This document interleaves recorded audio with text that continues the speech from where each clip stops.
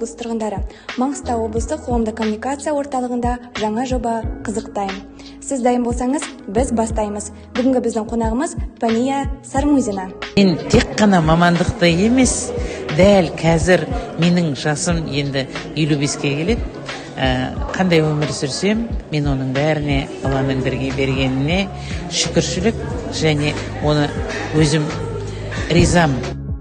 Менің мектеп кезіндегі ең сүйікті пәнім бұл қазақ тілі мен әдебиет тілінен. Бірақ сөзбен айтатын сөз бұл Әбіш ағаның рухына тағзым ет. Сіздермен болған мен Аружан Мұхитқызы.